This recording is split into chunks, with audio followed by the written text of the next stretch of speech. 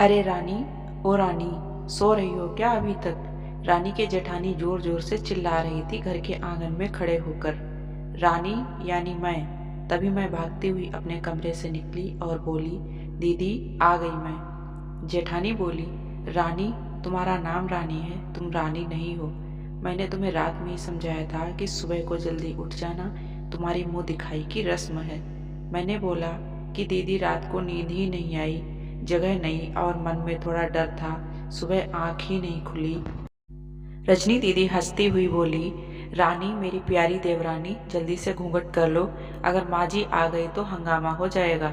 मैंने घूंघट ही किया था, तभी माँ जी वहाँ आ गई और कड़कड़ाती आवाज में बोली, चलो अब क्या यहीं गपशप मारती रहोगी तुम दोनों?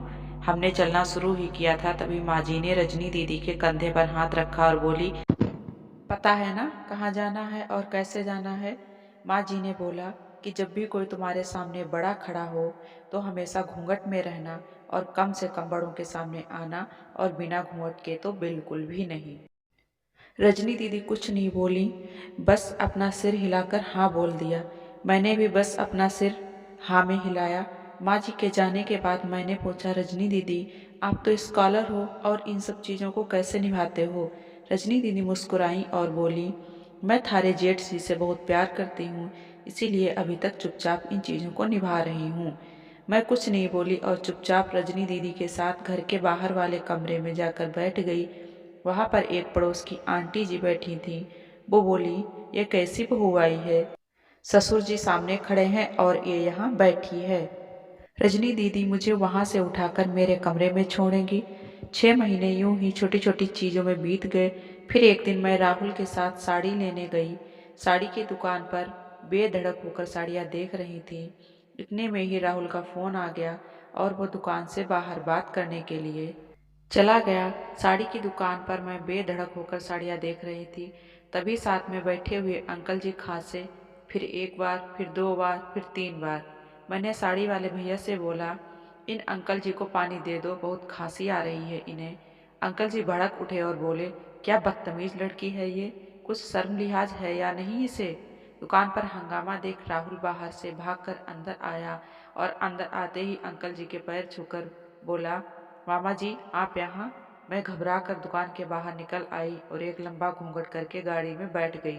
राहुल बाहर आया और गाड़ी में बैठकर गाड़ी बहुत तेज चलाने लगा। मैंने धीमी आवाज में बोला, गाड़ी बहुत तेज चला रहे हो कि कहीं एक्सीडेंट ना हो जाए। हम घर पहुंचे ही थे, तभी माँ जी जोर जोर से चिल्लाते हुए बाहर आई, देखो आ गई है रानी साहिबा, खानदान की इज्जत मिट्टी में मिलाकर। तभी रजनी दीदी आई और बोली, माँ जी मेरे शादी को 6 साल हो गए हैं, मैंने अभी तक मामा जी को नहीं देखा, ये कैसे जानेगी?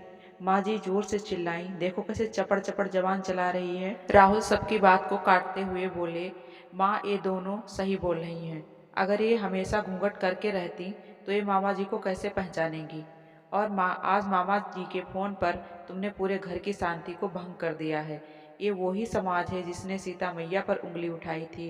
पिताजी और जेठ जी ने भी अपना पक्ष राहुल के साथ रख ही दिया। माँ जी थोड़ी देर सोचने के बाद वापस रजनी दीदी और मेरे पास आई और बोली कि तुम दोनों को अपनी मर्यादा पता है, मुझे उम्मीद है कि तुम कभी भी मेरा सिर शर्म से नीचे नहीं झुकने दोगी। हम एक ही परिवार के सदस्य हैं, हमें हमेशा साथ रहना है, अच्छा वक्त हो या बुरा वक्त, हर सदस्य को अपनी मर्यादा पता है। माँ जी ने इतना कहा और मुझे और रजनी दीदी को गले लगा लिया। दोस्तों उम्मीद करती हूँ ये कहानी आप लोगों को पसंद आई होगी। पसंद आई हो तो प्लीज़ अपने दोस्तों में ज़रूर शेयर करें और साथ में मेरे चैनल को सब्सक्राइब करना बिल्कुल ना भूलें। Thank you.